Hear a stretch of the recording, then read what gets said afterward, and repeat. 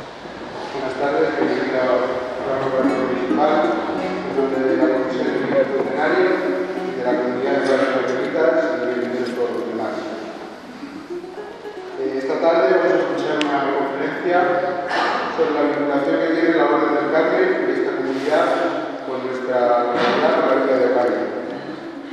Supongo que todos conocen a Julio Jiménez Gómez Chamorro, que actualmente es director adjunto del Archivo Municipal y es técnico superior en patrimonio histórico-artístico del excelentísimo Ayuntamiento. Es también académico de la Real Academia de Bellas Artes y Ciencias Históricas de Toledo y académico correspondiente extranjero en la Colombina, Historia de Ocaña y la Universidad de Santander de Andalucía.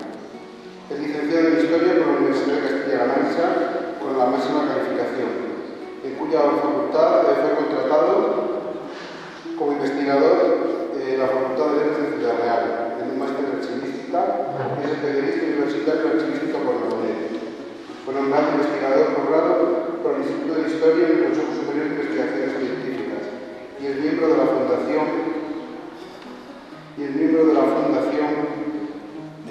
de Historia Moderna. Actualmente desarrolló es consultor y técnico en patrimonio histórico-cultural, es asesor histórico e investigador especialista en historia moderna de España. Es experto en paleografía, epigrafía y diplomática. Amplia experiencia investigadora en la catalogación documental y formación de bases de datos en el campo de la bibliometría y tecnología, en colaboración con el Centro de Documentación del CSIC y la Universidad Carlos III de Madrid.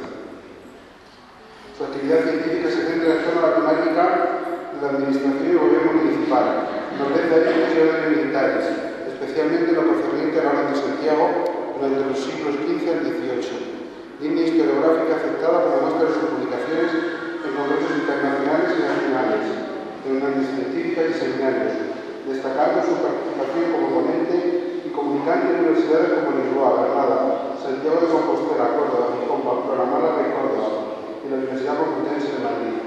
Actualmente redacta su tesis doctoral que lleva por título Gobierno y Administración Municipal en el territorio de la Orden de Santiago, Ocaña siglos del XV al XVIII. También prepara su doctorado en Historia del Derecho Español con la tesis Reformatorio de Ocaña, 1907-1914, cadalso en el fin tutelar del corrector de la pena. Es oficial del Ejército de Tierra en la Reserva Voluntaria en situación de disponibilidad con destino al Instituto de Historia y Cultura Militar, Cuartel General de Madrid, con el empleo de teniente, conservador de museos, archivos y bibliotecas.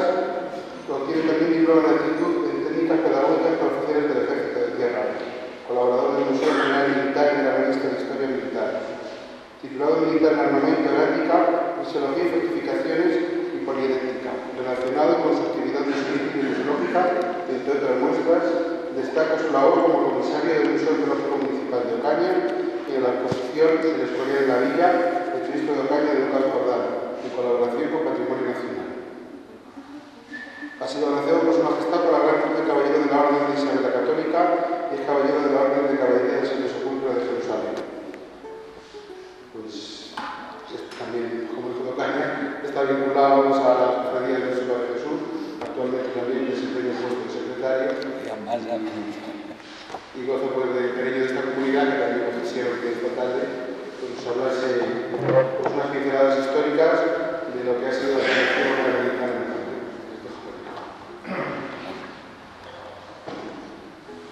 Bueno, buenas tardes, muchas gracias Vicente por tanto regalo, con un par de líneas, de decir que eres amigo mío y soy vecino de Ocaña y de Bota Santa Teresa hubiese bastado. Muchas gracias. Buenas tardes a todos. Es todo un privilegio estar aquí con todos ustedes, de verdad. Antes de comenzar a aburrirles, deseo y espero que no, me incomodaría no aprovechar esta oportunidad para dar mi más cordial enhorabuena a todos los organizadores, patrocinadores y colaboradores que han hecho posible estos días de conmemoración al nacimiento de tan gran santa española. Comenzando por nuestro primado, con la concesión de las pertinentes indulgencias, quiero felicitar especialmente a la comunidad de Madres Carmelitas, al ilustrísimo Ayuntamiento, a la Parroquia de Ocaña y a la comisión organizadora de tan atento programa de actos, delicadamente preparado y del que se transpira y enaltece mucho a la espiritualidad y cultura de los que nos enorgullecemos de pertenecer a este maravilloso municipio.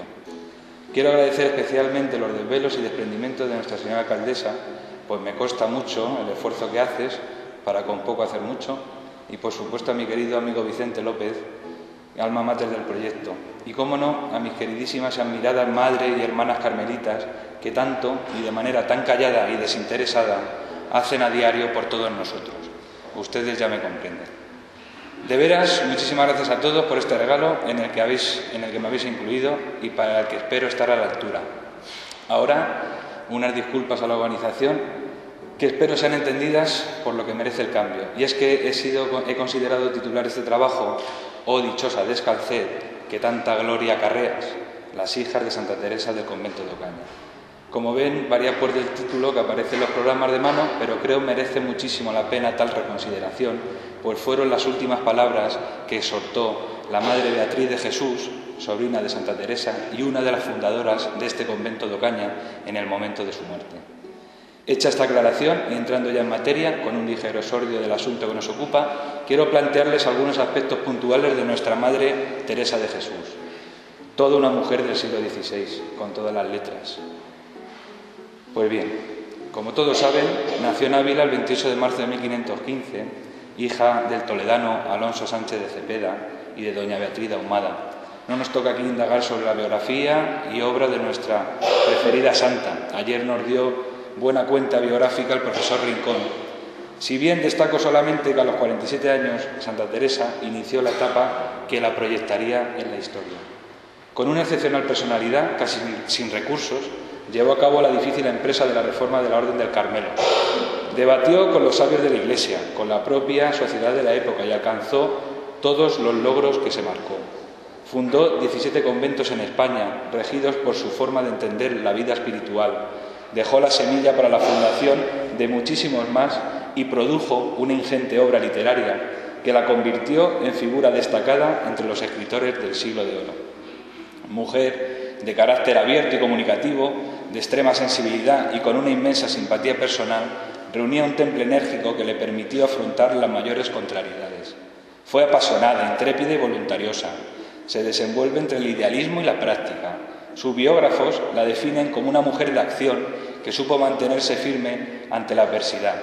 Teresa de Cepeda, Teresa de Ávila, Teresa de Jesús, toda una mujer del Renacimiento, una mujer de lucha y letras, andariega, decidida, solidaria, alegre, trabajadora, tenaz, constante, inteligente, humilde, creativa, carismática, soñadora, despierta, involucrada, luchadora, culta, curiosa, líder, cercana, estratega, científica, imparable, evocadora, sencilla, comprometida. En resumen, una mujer memorable, una mujer formidable. No comprenderemos la obra de la santa si no analizamos a modo de pincelada un pequeño contexto histórico el contexto histórico que le tocó vivir.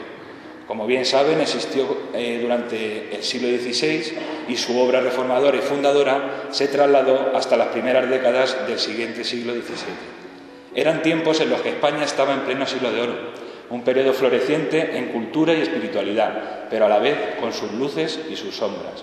Mientras en América afianzábamos la conquista y la evangelización del continente, en Europa España se desangra en duras batallas contra el avance protestante, que como bien saben había comenzado con el desafío a la Iglesia de Lutero. En estos años, la Iglesia impulsa la contrarreforma con el celebrado Concilio de Trento, promoviendo la reforma de las órdenes religiosas para oponerse a las ideas protestantes que negaban la presencia real de Jesús en la Eucaristía, rechazaban la misa, los votos religiosos, las imágenes y otras muchas cosas de nuestra fe católica. Como la sarna, estos desplantes incitan a que el rey de Inglaterra, Enrique VIII, se separe de la Iglesia, constituyéndose en jefe supremo de la Iglesia anglicana, o por ejemplo en Francia el calvinismo se extiende rápidamente. Y mientras tanto el turco acecha en el frente oriental a pesar del éxito de la batalla naval de Lepanto. Pero bueno, no todo fue negativo, pues el Señor nos regaló multitud de santos españoles, como lo fueron, por ejemplo, nuestra querida Madre Santa Teresa, San Juan de la Cruz, San Pedro de Alcántara, San Francisco Javier, San Ignacio de Loyola, San Juan de Ávila, entre otros muchos santos españoles. Pues bien, en este contexto se funda este convento de religiosas carmelitas descalzas de Ocaña, cuyo titular es el glorioso patriarca San José, instituido años después del fallecimiento de Santa Teresa, como bien sabe. Si bien es cierto, el espíritu de la santa Bien presente estuvo en la conformación de esta Santa Casa, pues como luego verán, varias de sus incondicionales y compañeras en la reforma del Carmelo tuvieron acción directa en la fundación de este convento. Es el último de los cenobios femeninos fundados en esta villa, aunque no por ello el de menor importancia.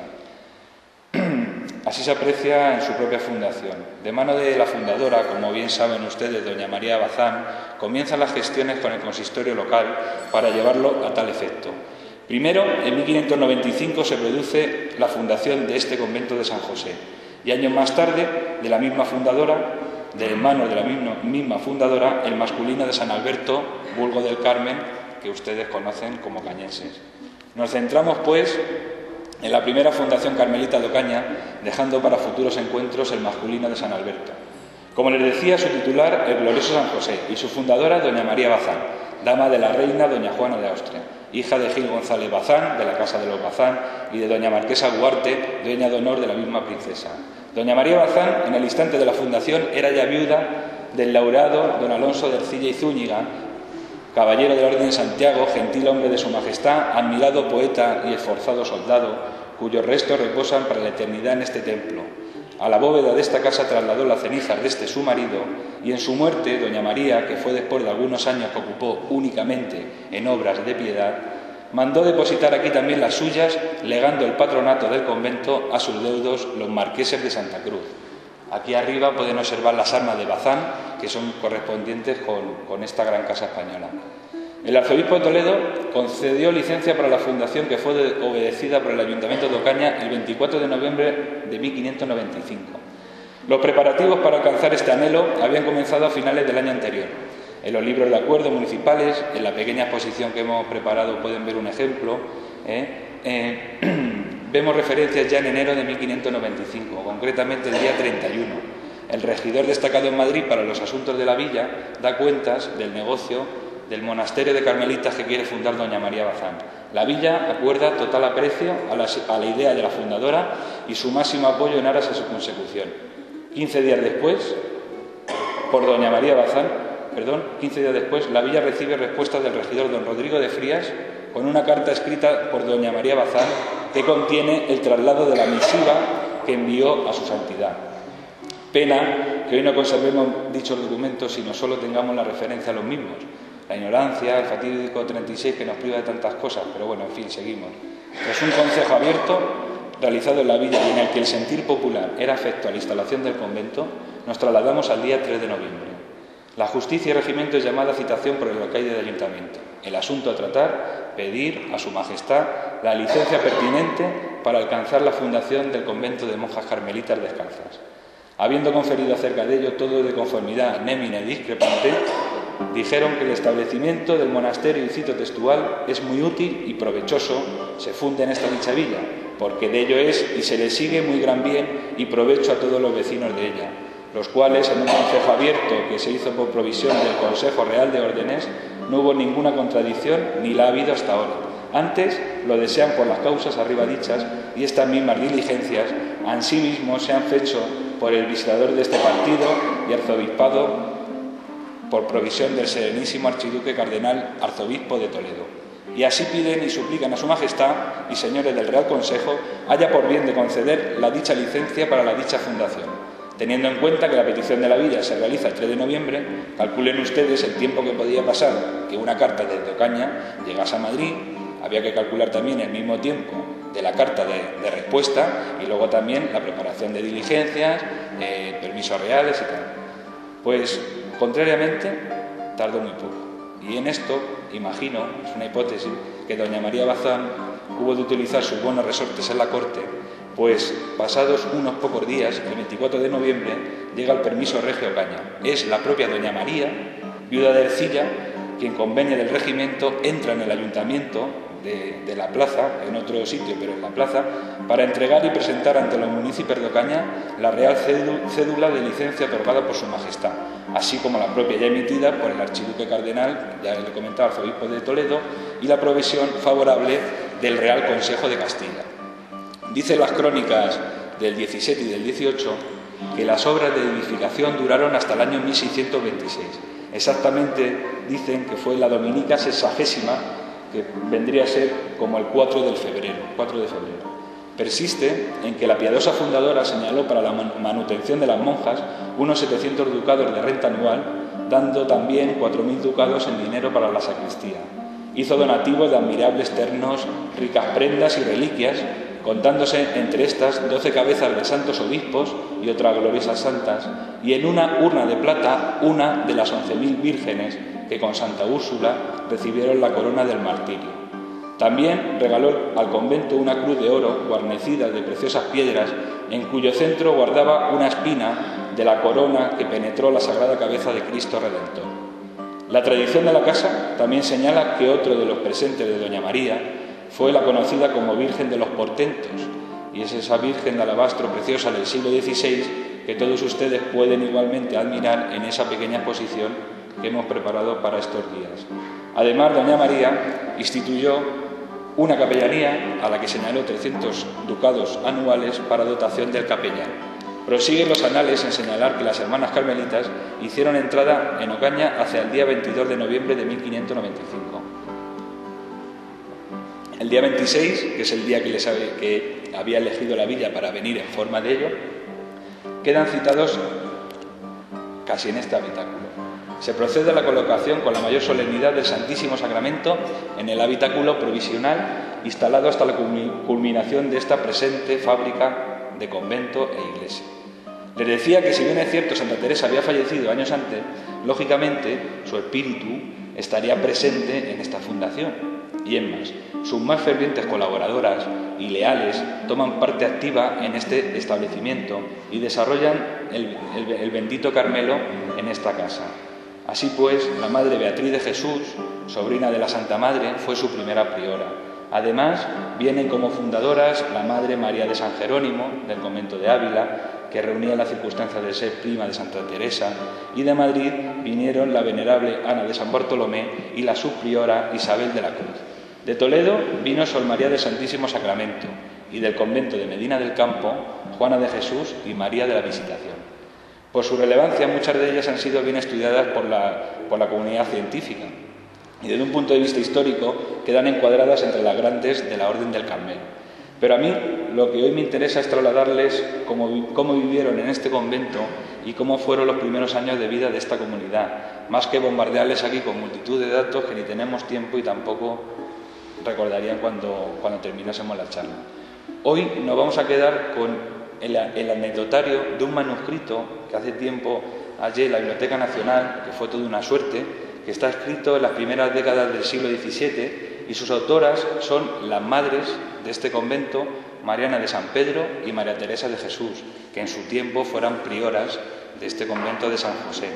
Y ellas lo que hacen es responder a un llamamiento general para la confección de la historia de la Orden en España, que en ese momento estaba realizando el padre Fray Jerónimo de San José, que es historiador, como conocerán, de los descalzos de Nuestra Señora del Carmen.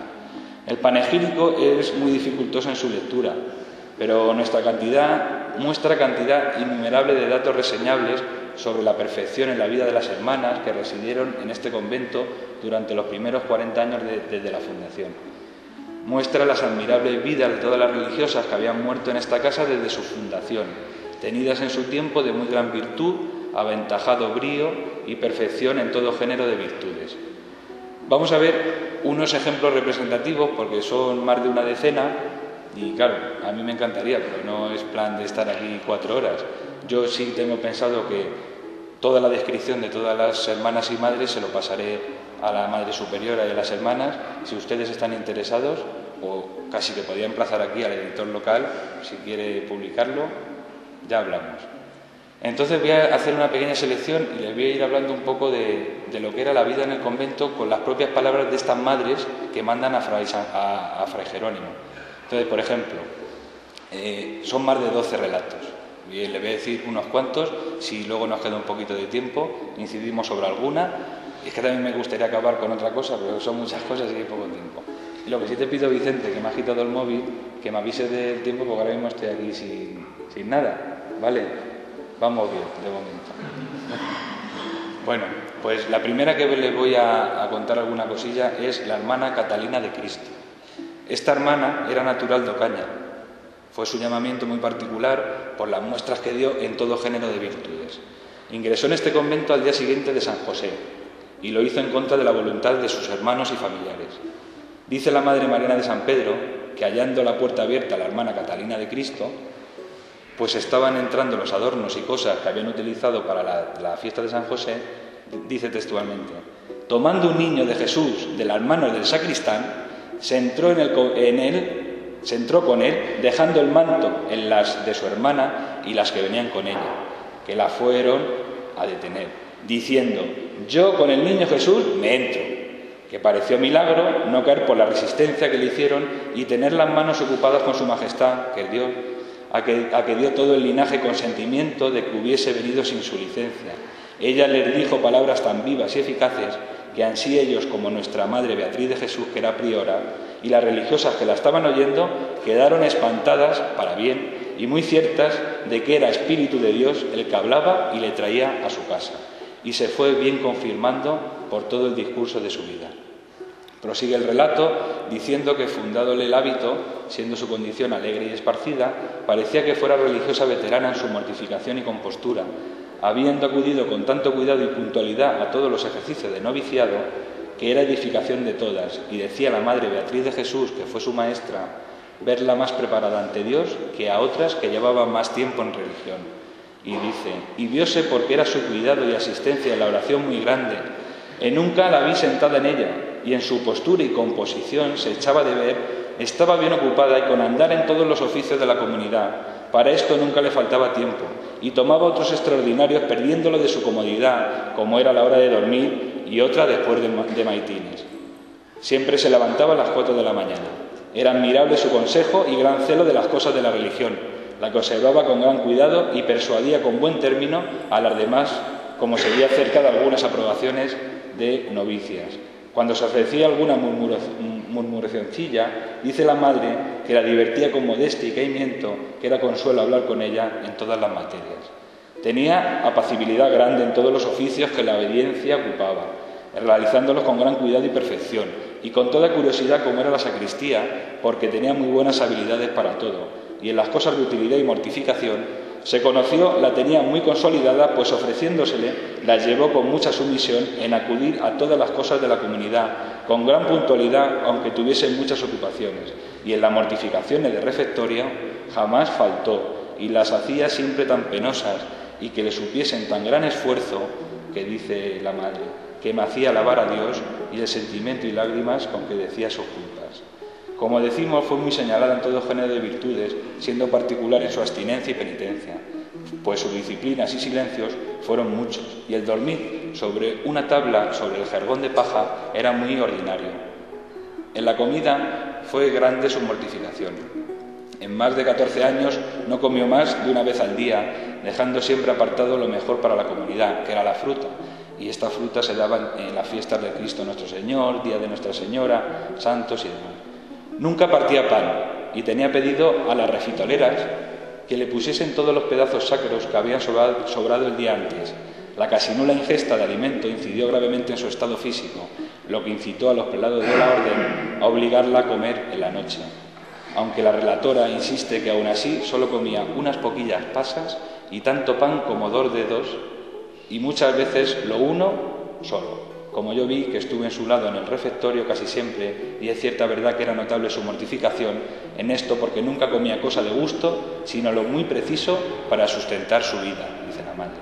En 20 años no comió nunca carne, y los demás, 20 años de antes de ingresar en religión, nunca comió carne, y los demás que estuvo en religión, solo una vez, y solo comió esa carne porque se le impuso el confesor como penitencia. Enfermó de tabardillo, una enfermedad parecida al tifus, que es tremenda porque genera fiebre muy alta, continua, alteraciones nerviosas, sanguíneas, y entonces lo que origina es la putrefacción de la sangre. Entonces dice la Madre que fue tan violenta la enfermedad que en 21 días que duró la puso su majestad. Al decir su majestad se refieren a Dios siempre, sin figura de persona, porque fueron terribles los accidentes, o sea que la desfiguró en 21 días. Y a pesar de los dolores, todo lo llevó con gran paciencia y conformidad, quedando las religiosas que acudieron a visitarla muy edificadas de oírla y ver los deseos que tenía de ver a Dios y lo conforme que estaba con que se hiciera su voluntad. ella había pedido a nuestro Señor el purgatorio en esta vida. Háganse la idea que así fue por lo mucho que padeció. En vida se la tuvo por religiosa perfecta. Murió en el año 1628 con 50 años de edad, habiendo permanecido en este convento por espacio de 28. Otra religiosa de gran virtud y perfección fue la hermana Ana de la Madre de Dios. Esta era natural de Ávila, como la Santa Madre.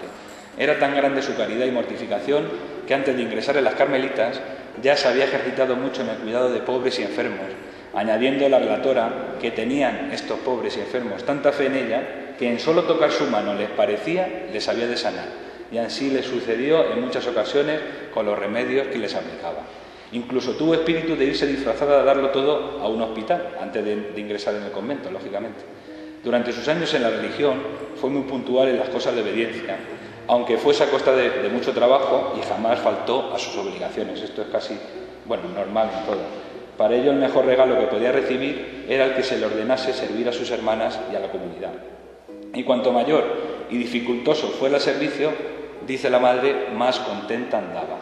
Se ocupó con gran habilidad en la sacristía y en la portería de este convento. Aprovechando su experiencia en el campo de la medicina, dice la madre que fue enfermera y médico, y a veces sabíamos que les aplicaba los remedios con mucho más propiedad que los médicos. Y así todos los males que había de consideración se le encomendaban, y no era menester porque ella se entraba por las puertas y, en viendo necesidad, gastaba las noches y días en el ejercicio sin cansancio alguno. Alcanzando una epidemia a las hermanas de velo blanco, ella acudió a realizar todas sus tareas en la cocina, que parecía lo había hecho toda su vida, sin faltar por ello a coro ni a ninguna de las puntuales obligaciones de comunidad. Dice la Madre Mariana de San Pedro que fue tal su caridad que en las situaciones de mucho asco y mortificación se abalanzaba. Asco y mortificación, tengan en cuenta que era enfermera, se abalanzaba sin tener reparo ante la necesidad y enfermedad de las hermanas, por nauseabunda que fuera, ofreciéndosele situaciones bien apretadas que hubiesen horrorizado a todos nosotros o a la mayoría de nosotros. Y sin embargo a ella solo le sugerían amor y caridad, lo cual causó admiración a toda la comunidad. Dice la madre que tenía don de lágrimas y lloraba tanto sus faltas y las decía con tanto sentimiento que a todas nos movía lo mismo, particularmente cuando hacía mortificaciones en el refectorio, que eran muchas veces. Era tal su llanto y sentimiento que algunas veces no se podía comer, dice la madre, y cuando se leía algo de la Santa Pasión o ella lo leía, era lo mismo. Era devotísima mucho de este santo más etéreo y casi siempre le andaba llorando, particular cuando no le representaba la Santa Iglesia. Eran sus lágrimas y sentimientos que no le podíamos ver la cara sin movernos a lo mismo. Poníase a los pies de un Santo Cristo que teníamos en el coro y casi siempre la hallábamos allí tan encendida y llorosa que parecía otra Magdalena, pues aquel era su nido en dejando las ocupaciones. La verdad que es precioso. Gran devota del Santísimo Sacramento, nunca perdía comunión ni ocasión. Y recibiendo a su majestad, dice la madre, eran sus lágrimas y sentimientos de manera que nos hacía devoción y si no hiciera aquello, reventara respecto de lo que su majestad se le comunicaba. Gozó el don de apariciones, incluso antes de tomar el hábito. Dice la madre que antes de ingresar en el convento le mostró Dios en espíritu a la Madre María de San Jerónimo, que era entonces priora aquí en Ocaña. Ella estaba en Ávila. Y a todas las religiosas de esta casa, y le mandó que viniese allá, acá, para como tenía tan buenas habilidades, la rogaba la Madre María de San Jerónimo y la Madre de Santo Domingo que estaban aquí, quienes más tarde la recibieron y la estimaban y tenían admiración por su espíritu aventajado.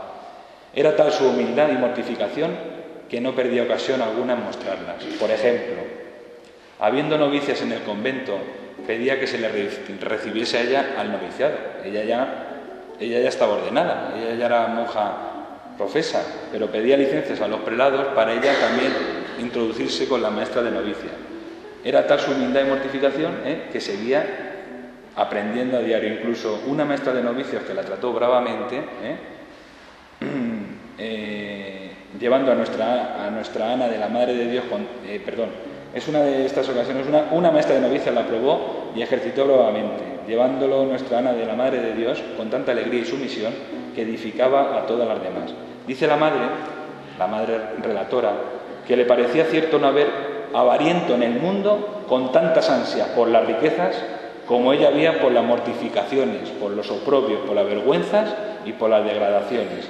Y con ser de más de 60 años andaba en estos ejercicios como si fuera una novicia que acababa de entrar al convento. Viendo ella alguna necesidad en la villa, como por ejemplo pues, falta de agua, temporales, que aminoraban los campos, pues ella sola tomaba un Cristo que tenía consigo y una candelilla encendida y la letanía de Nuestra Señora, que iba recitando.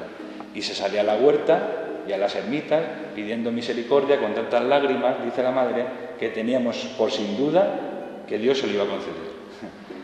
Cuando le sobrevino la enfermedad y mal de muerte, servía el oficio de ropera y a pesar de sufrir alta fiebre seguía lavando y aderezando toda la ropa para que nadie notase falta en su cometido. Asistiendo a un capítulo que era viernes y viéndola la priora el mal rostro que ya tenía, la envió y la ordenó irse a la celda. Venido el médico que visitaba la comunidad, la halló con tan gran mal de tabardillo, ya os he explicado antes, que la mandó sangrar sin hallar mucho remedio por su edad y estar tan avanzada la enfermedad. Se le produjeron unas postemas o supuraciones en el estómago que le causaron vehementísimos dolores y a pesar de ello aguantó 20 días con suma paciencia. Recibió todos los sacramentos con gran consuelo y alegría y grandes ansias de verse con Dios. Me permito un inciso para hacerles observar la obsesión casi por regla y el mimetismo con la espiritualidad inducida por la Santa Fundadora. Todos los escritos que le voy a relatar, los que me dé tiempo, siempre están embebidos por la propia experiencia de la Santa Madre. Y ellas, al realizar su regla, copian prácticamente hasta su comportamiento en estas situaciones. Bueno, proseguimos con nuestra Ana de la Madre de Dios. Murió a la edad de 70 años, aunque dice la Madre, y cito textualmente, que la noche antes le dio un dolor grande en el corazón que decía se le partía, con lo cual acabó otro día el adiós. Vinieron los religiosos y estando con ella aquella mañana les dijo se fuesen a comer y volvéis luego, porque sería menester. In situ, porque en llegando le quitó el habla y quedó como muerta y agonizando. Vieron los religiosos que estaban cerca que un poquito antes que expirase se le puso el rostro muy alegre y encendido, como de persona que viera alguna cosa que le daba mucho gusto, y con esto expiró, y se le quedó el semblante de aquella manera hasta que la enterraron, que causaba gran consuelo mirarla y las manos y los pies tan tratables y blandos como si estuviera viva, y con ser de 70 años no parecía de más de 40. Eso ahora para las mujeres, así, los listings, estas cosas. Murió en 1531, habiendo permanecido en religión más de 36 años. Tuvo don de profecía y todas la tuvieron por persona de muy aventajado espíritu y virtud. Bueno, vamos a ir pasando unas cuantas hermanas y madres y ahora nos vamos a centrar en otro ocañense que se llamó y se llamará la hermana y madre Bárbara de la Encarnación. Esta fue natural de Ocaña también. Era sobrina carnal del padre Ripalda, que es un gran varón, confesor de nuestra Madre Santa Teresa, y era hermana de doña María de Llano Jaraba, que era un linaje muy conocido aquí en esta localidad. Por faltarle sus padres de muy joven, pues entró a servir a la hermana del duque de Medina Sidonia, que era doña Luisa de la Cerda, donde residió hasta que vino a religión. Al ver en ella tanta virtud doña Luisa de la Cerda y perfección, crióla como hija, tanto que dicen que nunca se la había de apartar del lado de noche ni de día, porque la tenía por santa y sentía alivio y consuelo grande con sus consejos y prudentes razones. Esta es la razón en la tardanza en ingresar en la orden de Bárbara de la Encarnación, pues no consiguió la licencia precisa hasta que falleció la citada doña Luisa. No obstante, todo el tiempo a su servicio tomó voto de castidad. Antes de tomar el hábito comulgaba muy a menudo. La noche antes tomaba una disciplina y siempre procuraba elegir confesor que la mortificase. Y aunque tenía muchos deseos de ser monja carmelita, como les digo, no lo podía poner en ejecución porque no la daba la licencia. Bueno, una vez obtenida, con la limosna que la dejó doña Luisa de la Cerda, entró en esta casa de Ocaña. Dice el relato de la Madre Mariana que cuando tomó el hábito en Ocaña, dice, fue gran contento suyo y de todas las hermanas porque era de mucha edificación ver a una vieja llana con canas hacer lo que hacen las niñas y ser la primera en todo. Era muy mortificada obediente y muy puntual en el seguimiento de la comunidad. Y aun cuando era ya anciana, como decimos, y tener licencia de la Madre Priora para no ir a la oración por la mañana, no se aprovechaba de este beneplácito, cumpliendo todas sus obligaciones a rajatabla. Pasó junto a la Madre Beatriz de Jesús al convento carmelita de Toledo, donde la sirvió en el empleo de portera, para después volver a esta casa de Ocaña, donde llegó a ser priora y maestra de novicias. Fue de tal edificación en el servicio de este empleo que incluso pedía a las neófitas que la disciplinasen ellas. O sea, al fin le dio el Señor la enfermedad de la muerte, llegando tan rápidamente que la comunidad no pudo reunirse en torno a su lecho. Y dice la madre, y así lo trazó el Señor, porque era algo temerosa y se la quiso llevar consigo a prisa. Termina ese capítulo alabando el estado continuo de gracia del que gozó nuestra Bárbara, apuntando que en su entendimiento tenía, por cierto, no perdió nunca la gracia bautismal. Un hecho muy particular que sucedió en el momento de su profesión relata la Madre Mariana de San Pedro, diciendo que al tiempo de ella, de la profesión, vieron las Madres María de San Jerónimo y Ana de San Bartolomé cómo la ponía el velo la misma Santa Teresa. Santa Teresa, desgraciadamente, ya había muerto, de lo que también fue testiga la propia Madre Beatriz de Jesús. Murió Bárbara en 1633. ¿Qué tal vamos de tiempo, Vicente? ¿Bien? Bueno, pues ahora, si les parece, vamos a hablar de María de San Jerónimo. Esta es otra de las hermanas que instituyen esta santa casa. Antes ya era profesa, ya era carmelita y estaba en el convento de Huete. Cuando el cenobio de Huete es trasladado a Cuenca, viene a Ocaña a ayudar a la fundación. Es conocida por la propia Santa Teresa como una de sus columnas de religión. De ella dice la Madre Mariana de San Pedro que tenía embebido en sí el espíritu de nuestra Madre Santa Teresa y un gran valor para ejecutar todo aquello que entendía era por voluntad de Dios, tanto que la Madre Ana del Santísimo Sacramento le dijo de ella que entendiendo que quería una cosa nuestro Señor, lo haría aunque se metiese en grandes peligros. Resplandecía en ella el celo de la religión. Tenía gran cuenta con las almas que estaban bajo su cargo, con una perfección y una puntualidad que a menudo las entrevistaba personalmente para estimar cómo les iba con nuestro Señor y si padecían alguna tentación, les ayudaba y hacía por ellas penitencias y oraciones hasta que las veía libres de sus pesadumbres. Prosigue la Madre Mariana relatando algunas de sus costumbres diarias.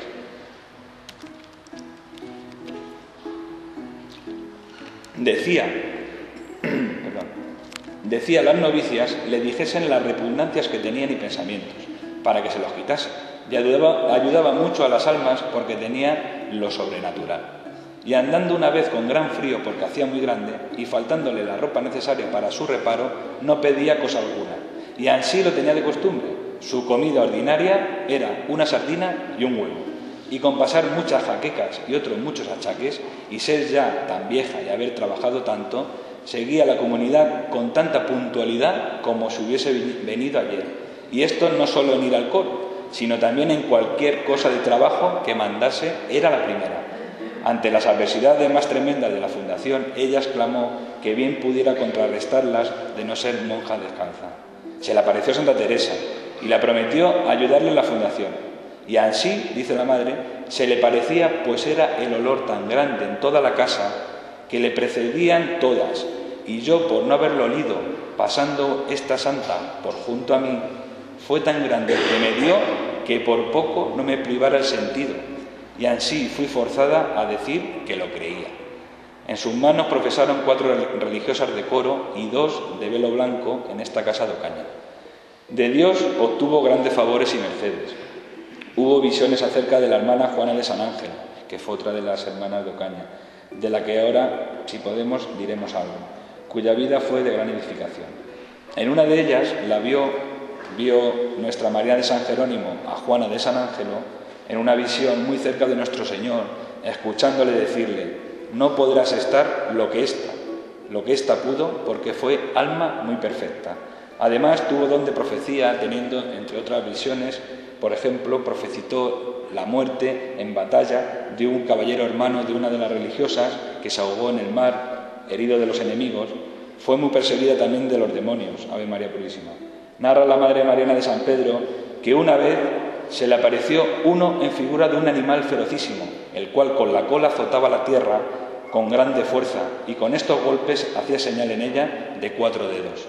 Otra vez, prosigue, sintiendo mucho ruido una hermana que dormía junto a su celda y quejándose que no la había dejado dormir, la confesó nuestra María de San Jerónimo que a ella tampoco le habían dejado los demonios, porque habían entrado en su celda muchos en figura de lechales y todos se embestían contra ella y la atormentaban mucho.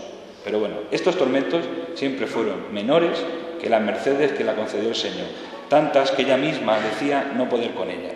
Dice la madre narradora que tuvo aquellos toques en el corazón de amor de Dios que nuestra Madre Santa, aquellos son los que ustedes bien conocen como el éxtasis tras reverberación de Santa Teresa.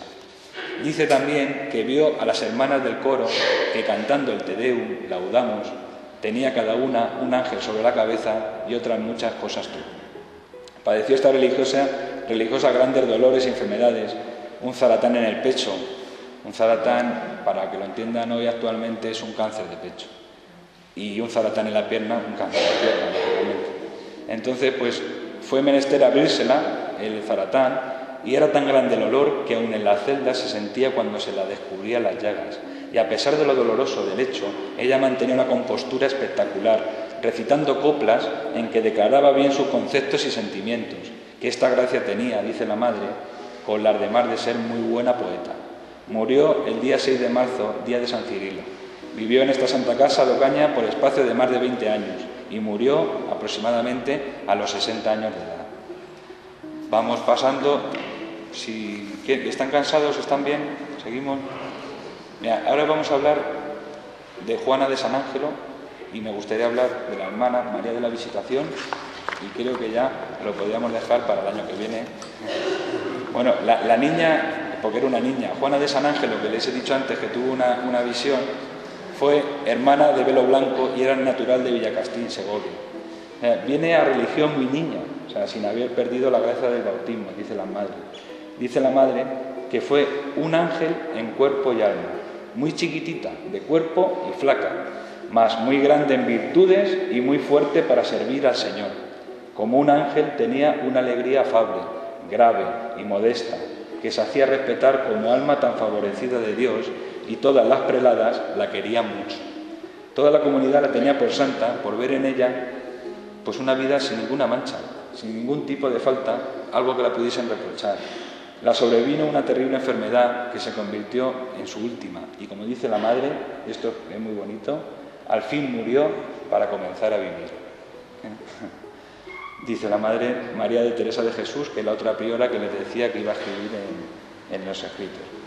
Estando a punto de morir, Juana de San Ángelo, y preguntada por una hermana enfermera, textualmente, dice la hermana enfermera, mire que se muere, ¿qué hemos de hacer? Y ella le responde, cantar la misa, eso es lo que tenéis que hacer. Murió con 22 años de edad el día de San Agustín. La hermana María de Jerónimo tuvo una visión viéndola en la gloria con la que le había agradado Dios. Y luego tenemos la hermana María de la Visitación, que esta hermana era natural de Castilla la Vieja, del Almendral, fue sobrina de la madre Ana de San Bartolomé, que fue compañera de nuestra madre Santa Teresa, y también lo fue de la hermana Francisca de Jesús, monja carmelita en el convento de Medina del Campo. María de la Visitación, que era hermana de Velo Blanco, era muy señalada en virtud y santidad, y vino desde Ávila a su fundación con las madres María de San Jerónimo y Ana de San Bartolomé.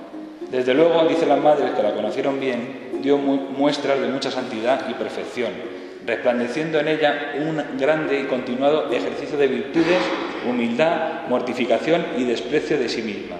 Fue muy perseverante en el ejercicio de la cocina hasta la muerte, y aunque las fuerzas de salud eran pocas, más el espíritu suplía lo que en ello le faltaba. Tanto celo ponía en su ocupación que las preladas la mandaban diera tiempo al descanso, mas ella respondía que hasta la muerte no se había de dar por vencida. En la humildad y mortificación traía gran cuidado, limpiaba todas las cosas sucias, mugrientas y desaliñadas de la casa, como eran los albañales, los vertederos y los desagües, con tal celo y esmero, y dice la madre, que parece que de derecho eran sucias, según con el cuido que las andaba, buscar habría para hacerlas. Es decir, que ya llegó un momento que las tenía tan limpias, que las tenía como una patena, que ya no había sitios que limpiar. Entonces, incluso la misma madre, si relacionada con esta obsesión por la limpieza, bendita obsesión, dicen las hermanas que la decían cuando murió: grandemente han de resplandecer las manos de la hermana María de la Visitación en el cielo, como estaba siempre con ella. Muy de ordinario se mortificaba humillándose y abatiéndose ante las demás, diciendo que en el siglo, o sea, antes del siglo se refiere a la vida exterior, era una pobre que no tenía ni para comer. Vamos a ver. Dice la madre que no menos se mortificaba en el vestido, porque no era más verla a ella que ver, dice textualmente, un retrato de santa pobreza. Santa pobreza, porque no se ponía vestido nuevo ni hábito, sino lo más desechado y pobre de la ropería. Y dice, y esto le parecía que le venía muy ancho, y no lo merecía. Y su caridad fue tan grande para con las hermanas, porque las andaba mirando la cara y adivinando sus necesidades. Y así era como madre de todas, y habitualmente todas acudían a ella como si lo fuera. Nunca le faltaba lugar para ayudar a las oficiales, y cuando ellas acordaban, ya ella les tenía hechas las cosas de humildad y trabajo. Y todo lo hacía con sumo silencio y mortificación, como quien no hace nada. Y a mí me decía algunas veces, dice la Madre María de Teresa de Jesús, mire estas cosas que nadie las ve, ni hacen caso de ellas, son las que más valen delante de nuestro Señor. Siempre se levantaba antes de la comunidad a tener oración, de suerte que cuando tañían las tablillas, ya ella había tenido su hora. Fue tal su humildad que pedía al Señor que llegada la hora de su muerte no diera mucho cuidado a la comunidad. Y así se lo concedió, pues le sobrevino la enfermedad del tabardillo y no estuvo más de 3 días en la cama.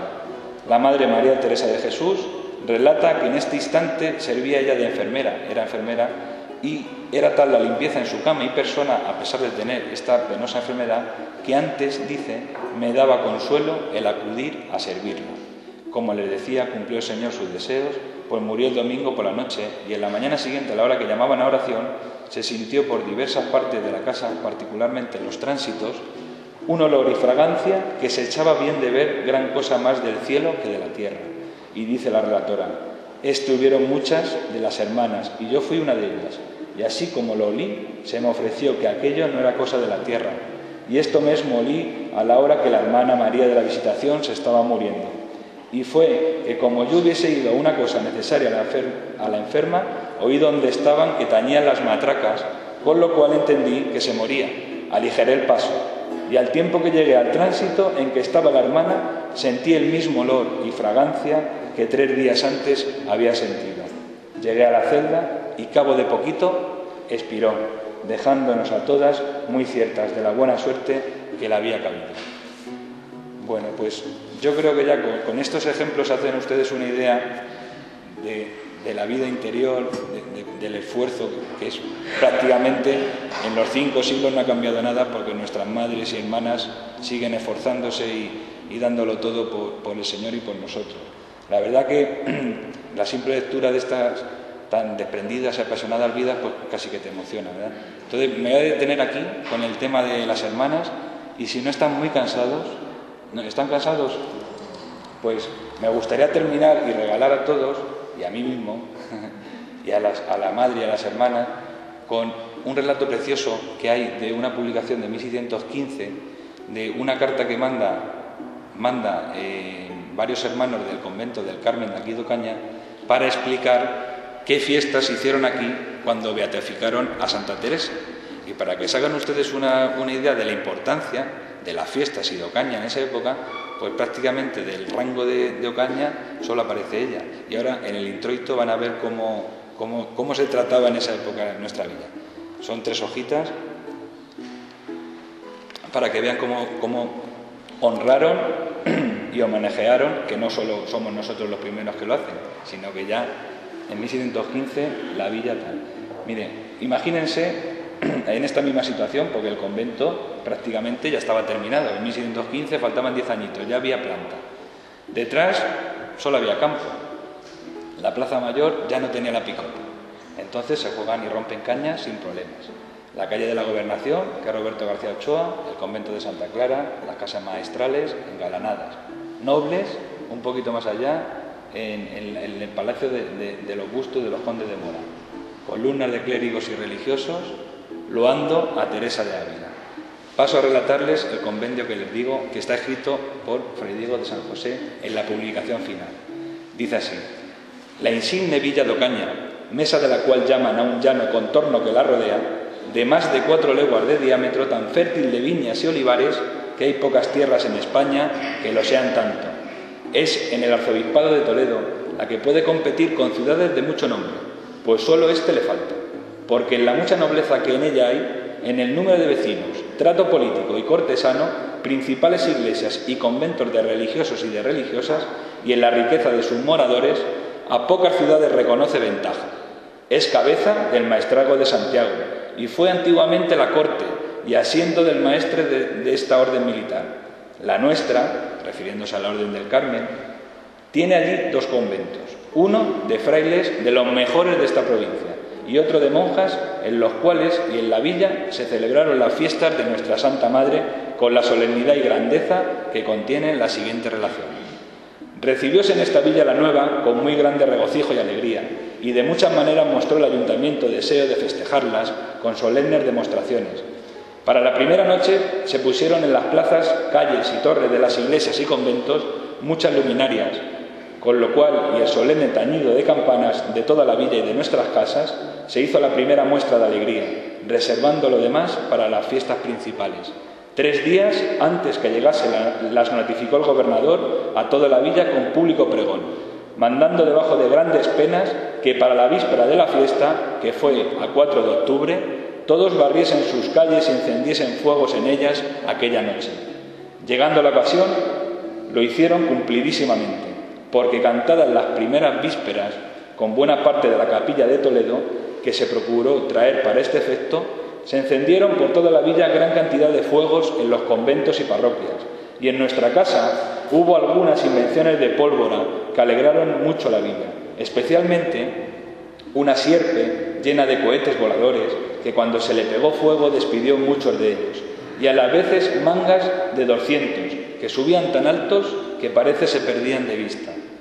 Llegada la hora de la misa mayor, acudió a ella el regimiento en forma de villa, con singulares muestras de devoción. Estuvieron ansimismo la mayor parte de los conventos de esta villa y todos los caballeros y personas principales de ella. Predicó el padre prior de Santo Domingo. A la tarde pareció en medio de la plaza mayor de la villa un hermoso castillo bien formado, lleno de mucha gente vestida a la morisca, de pie y a caballo, muy bien armados y guarnecidos en forma de pelear.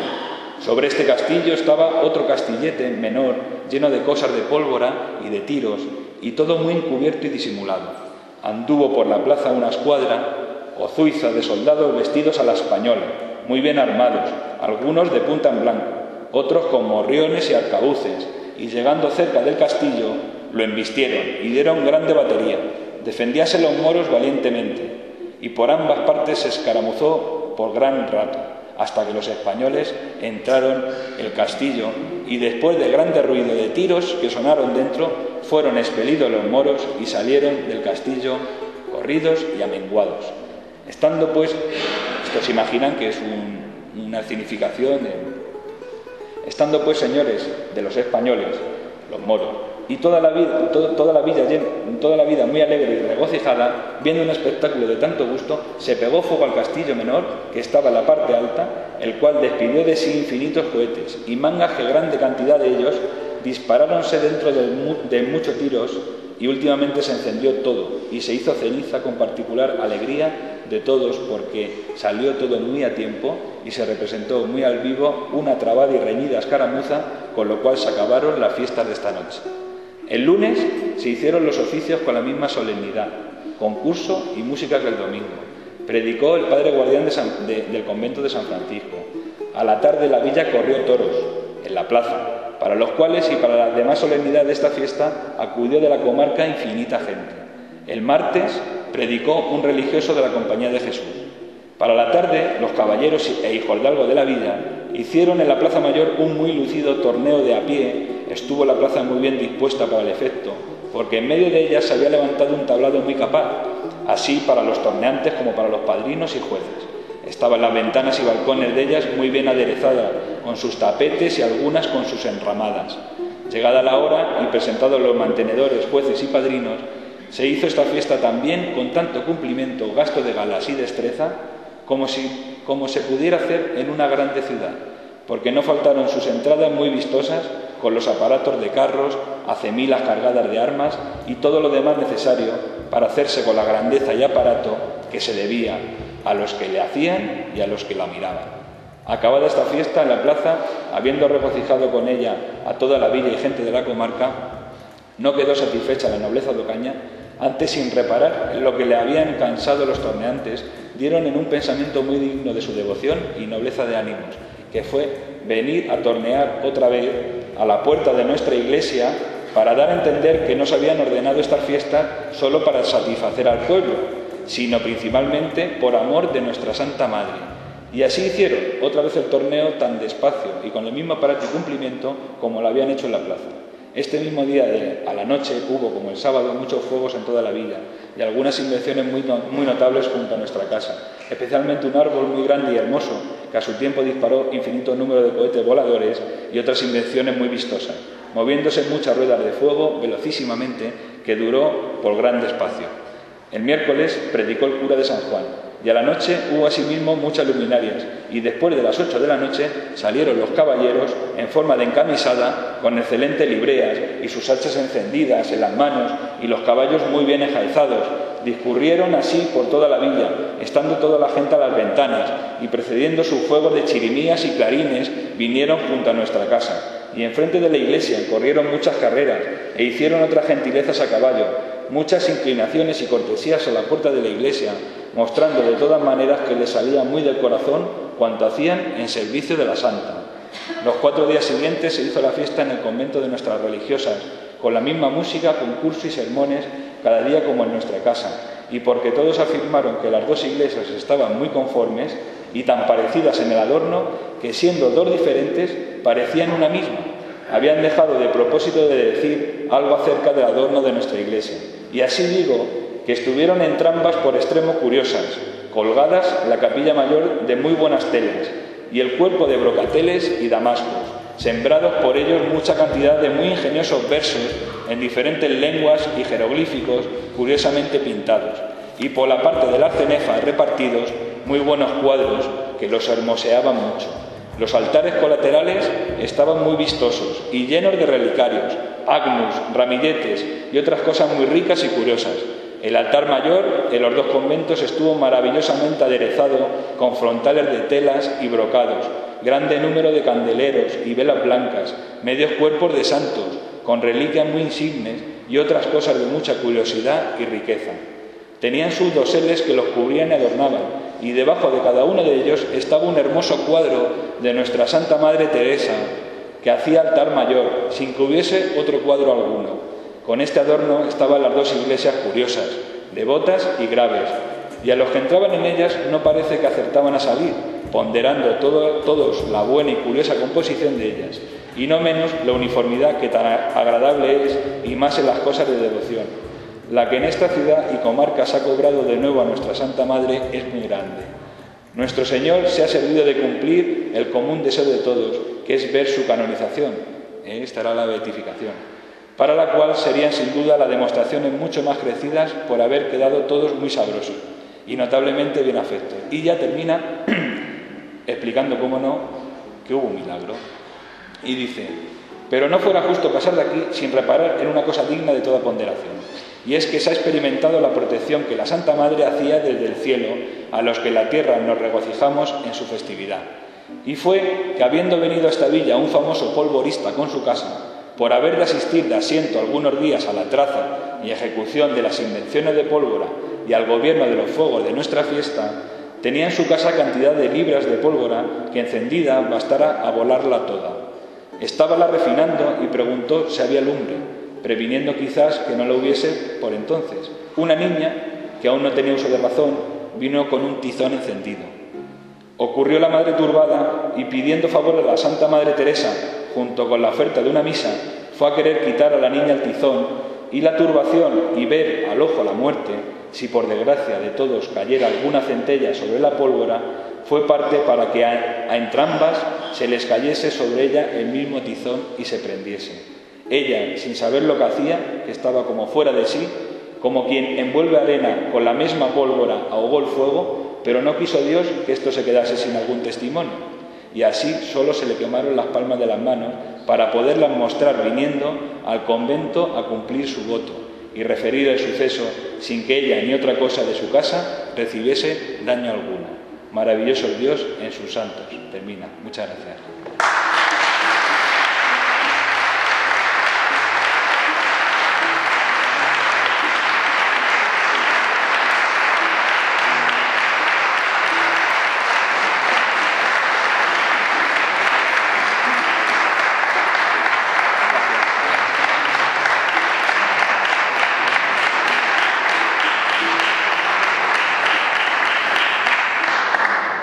Simplemente agradecer tu esfuerzo para esta recopilación. Un placer. Y pues por este testimonio también de lo que ha sido un regalo de santidad en esta casa a lo largo de todo este tiempo, que agradecemos también a aquellos que conocemos a la comunidad y otros tantos que se benefician de esta gracia que la madre nos tiene, aún sin conocer. Pues gracias por tu esfuerzo. Muchas gracias. Y quedamos emplazados para el trío, lo comentaré mañana. Muchas gracias.